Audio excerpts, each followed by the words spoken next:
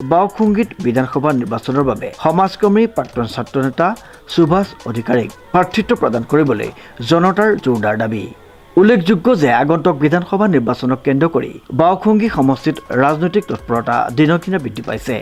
এই সময়ছোৱাত বাওখুংগী অঞ্চলৰ বিভিন্ন শ্ৰেণীৰ ৰাইজে বড়োলেণ্ড পিপলছ ফ্ৰণ্ট চমুকৈ BPF দলৰ পৰা সমাজকৰ্মী তথা প্ৰাক্তন ছাত্ৰ নেতা সুভাষ অধিকাৰীক প্ৰাৰ্থী হিচাপে মনোনয়ন দিবলৈ জোৰদাৰ দাবী উত্থাপন কৰিছে।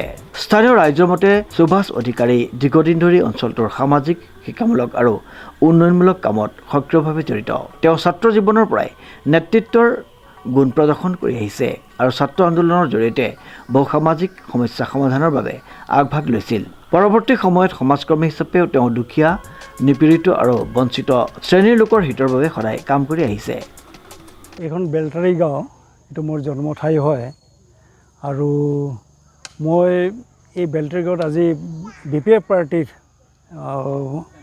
হৈ মই আজি ইয়াতে মই এখন মিটিং কৰিছোঁ আৰু এই বেলটাৰী গাঁৱৰ সৰু সংঘ বুলি এটা আমাৰ সংঘ আছে, ক্লাবঘৰ আছে। এই ক্লাবঘৰতে মিটিংখন কৰা হৈছে।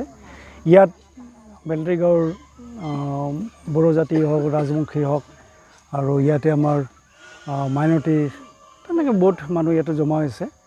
গতিকে ইয়াত আমি বিভিন্ন ধৰণৰ কথা আলোচনা কৰা হ'ল।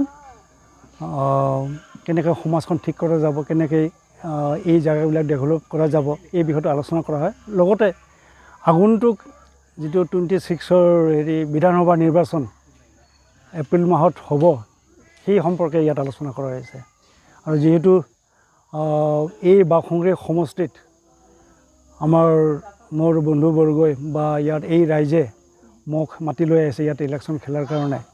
গতিকে মই আজি 1 বছৰ আগৰ পৰা ইয়াত প্ৰায় 100খন মিটিং কৰা হৈছিল আৰু কাউন্সিলৰ ইলেকশ্যনৰ পিছত মই আজি প্ৰথম মই নিজৰ গাঁৱৰ পৰা এইটো আৰম্ভ কৰিছোঁ। নেক্সট এখন মিটিং হ'ব চালানী নামৰ গাঁওখনৰ 6টাৰ পৰা মিটিং আছে, তাত আৰম্ভ হ'ব। গতিকে এনেকৈ মোৰ এইটো মিটিংটো এখনৰ পিছত এখন হৈ থাকিব।